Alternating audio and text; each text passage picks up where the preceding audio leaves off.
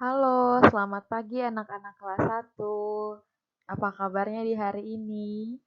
Ibu Monik dan Ibu En berharap anak-anak dalam keadaan yang sehat, sukacita, dan bersemangat untuk belajar hari ini.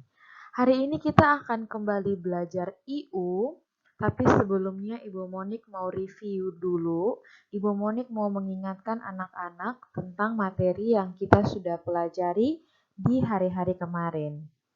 Jadi kemarin kita sudah belajar tentang 3 kegemaran. Betul? Ya, kita sudah belajar 3 jenis kegemaran.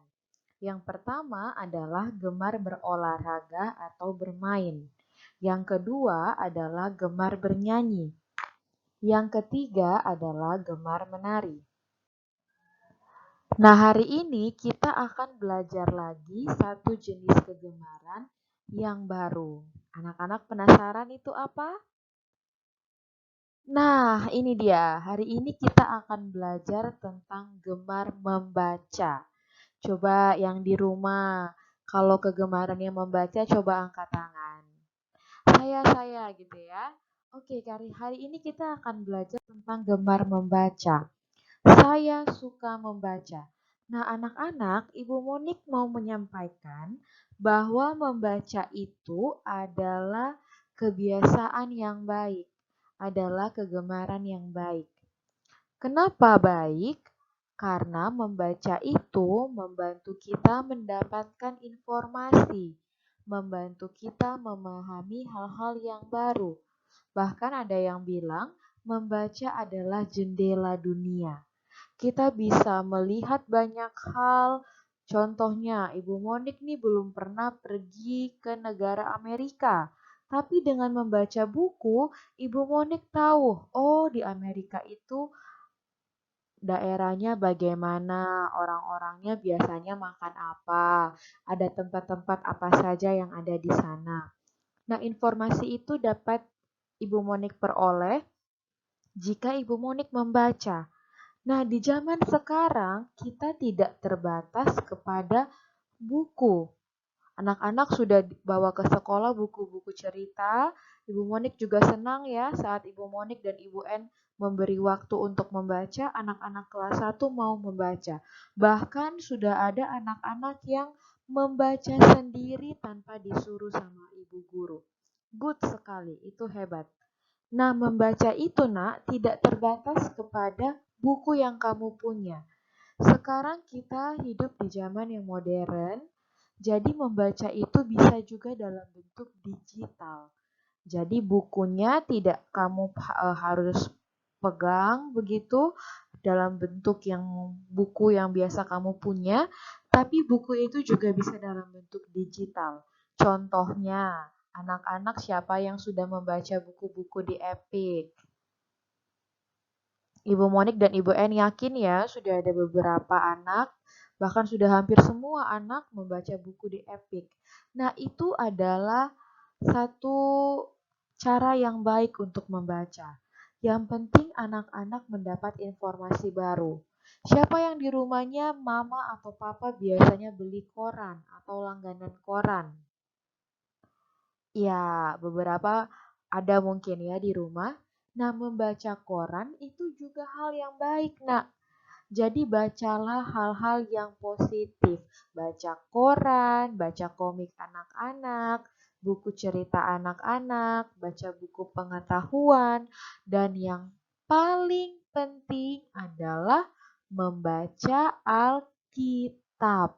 Nah, ini dia. Kalau misalnya anak-anak bosan, ya buku di rumah sudah baca semua, koran sudah dibaca. Anak-anak ada satu buku yang kalau anak-anak baca, anak-anak tidak akan bosan. Anak-anak akan penasaran, mau baca lagi, yaitu Alkitab. Ya, membaca Alkitab adalah salah satu cara juga yang bisa kita lakukan untuk menyalurkan hobi membaca. Nah, sekarang Ibu Monik mau kasih tahu bagaimana sikap yang tepat saat anak-anak membaca. Anak-anak bisa lihat di gambar ini Saat membaca kita itu harus duduk yang tegak, tidak bungkuk. Nah, duduk tegak ini Ibu Monik yakin grade 1 sudah pintar. Karena di kelas kan Ibu Monik, Ibu En, dan semua guru-guru suka ingatkan kan, ayo anak-anak sit straight, duduk tegap. Nah, kenapa harus duduk yang tegak? Karena itu akan membantu anak-anak untuk fokus dan juga baik untuk anak-anak punya tulang belakang. Jadi kalau mau membaca, mau nonton, duduk yang tegak. Lalu yang berikutnya, jarak mata tidak terlalu dekat dengan buku. Ya, Nak? Jarak mata dan buku tidak terlalu dekat. Ada yang bilang kurang lebih 30 cm ya. Sama juga seperti anak-anak membaca dari gadget, dari handphone atau dari laptop, jangan terlalu dekat ke mata. Apalagi kalau pakai gadget, handphone itu dia punya cahaya dan radiasi yang lebih kuat ya. Jadi jarak mata dan juga laptop atau gadget kalian itu jangan terlalu dekat dengan mata. Bisa ya? Oke, yang berikutnya. Bacalah buku di tempat yang terang. Nah, ini penting sekali, Nak. Membaca di tempat yang terang. Jangan anak-anak ngumpet di kamar, terus baca buku. Baca buku di kamar boleh, tapi maksud Ibu Monik, kalau lampu di kamarnya redup, jangan baca di kamar. Carilah tempat yang terang. Tapi kalau di kamar, Ibu lampu di kamar saya terang, bagus. Oke, boleh gitu ya.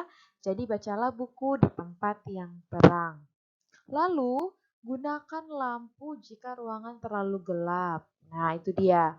Jadi anak-anak saat membaca, duduklah di tempat yang terang. Ya, mau baca buku, buku yang benar-benar buku langsung ya, yang hard copy, harus di tempat yang terang. Sama juga kalau kamu mau baca buku dari Epic atau dari sumber yang lain, dari handphone atau gadget, atau laptop juga harus duduk di tempat yang terang. Nah, selanjutnya di sini ada tugas yang Ibu Monik berikan kepada anak-anak.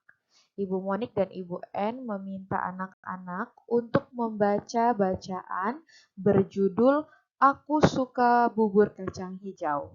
Ini ada di handout IU halaman 8. Nah, nanti anak-anak akan membacakan cerita ini dan saat anak-anak membaca, Papa dan Mama akan bantu untuk merekamnya dan dikirimkan di portofolio kelas dojo.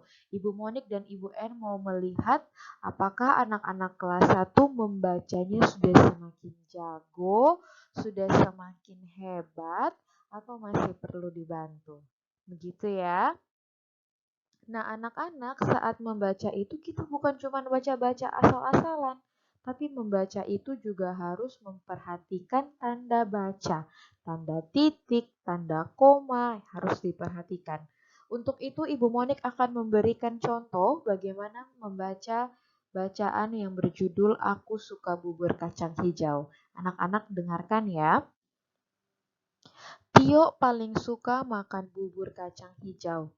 Ditambah lagi, bubur kacang hijau buatan ibu dilengkapi potongan nangka dan roti tawar, juga aroma jahe dan pandan. Pada suatu siang, ibu baru pulang dari pasar dan sedang membereskan bahan makanan di dapur. Tiba-tiba Tio datang dan bertanya, "Ibu mau bikin bubur kacang hijau ya? Banyak sekali bahannya." Ibu menjawab, "Iya Tio, besok giliran ibu membuat kudapan sehat untuk balita di posyandu." Keesokan hari, pagi-pagi sekali, wangi pandan sudah tercium sampai ke kamar Tio. Ia langsung menggeliat bangun. Ia bergegas ke dapur dan melihat ibu sedang menuangkan bubur kacang hijau ke mangkuk-mangkuk kecil. Ibu melihat Tio dan berkata, "Ini buat Tio." Ibu tersenyum dan menggeser satu mangkuk besar bubur kacang hijau ke arah Tio. "Asik!" Tio segera menikmati buburnya. "Tio, ini jatah bubur Tio untuk hari ini. Jadi Tio makan pelan-pelan. Jangan langsung dihabiskan.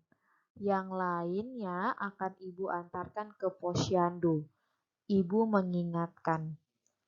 Tio berpikir sejenak dan menjawab, "Tidak apa-apa, Bu." "Oke kalau begitu. Ini yang di mangkuk kecil akan Ibu masukkan di kulkas. Nanti sore akan diambil oleh Ibu Santi. Kalau Ibu belum pulang kantor, tolong Tio berikan ya." Ibu berpesan. Tio yang masih asyik dengan buburnya mengacungkan jari tanda mengerti. Namun saat pulang sekolah, Tio tergiur melihat tumpukan mangkuk kecil berisi bubur kacang hijau di kulkas.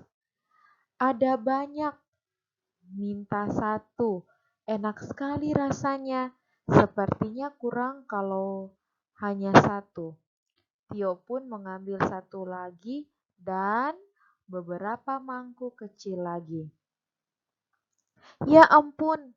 Tio tercekat melihat mangkuk-mangkuk kecil bertebaran di meja dapur. "Aduh gawat! Aku sudah menghabiskan bubur kacang hijaunya.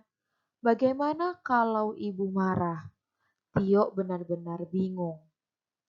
Akhirnya sebelum semua terlambat, Tio memutuskan untuk menelpon ibu. Ia akan jujur mengaku pada ibu bahwa ia telah memakan bubur kacang hijau yang seharusnya diberikan untuk posyandu. Andai ibu marah, Tio akan menerimanya. Tio sadar ia sudah melakukan kesalahan. "Begitu ya, Tio. Ya sudah, Ibu akan membeli bubur penggantinya. Terima kasih sudah jujur." Ibu merasa senang. Namun lain kali, Tio tidak boleh mengulanginya lagi. Terdengar suara ibu di telepon. Tio mendesah lega. "Maafkan Tio, Bu. Lain kali tidak akan Tio ulangi." Nah, ini adalah ceritanya. "Maafkan Ibu Monik ya Nak, ada beberapa kata yang Ibu Monik salah ketik. Ibu Monik mohon maaf sama anak-anak, akan Ibu Monik perbaiki nanti di handout berikutnya." Nah, seperti yang tadi sudah Ibu Monik bilang, anak-anak tolong bacakan cerita ini, latihan beberapa kali. Kalau sudah baik, sudah bisa membaca dengan lancar, kata-katanya sudah bisa anak-anak baca dengan baik, minta tolong kepada orang tua untuk merekam saat anak-anak membacanya dan dikirimkan di portofolio kelas dojo. Ibu Monik dan Ibu En tunggu ya. Selamat belajar anak-anak, selamat membaca. Tuhan Yesus memberkati.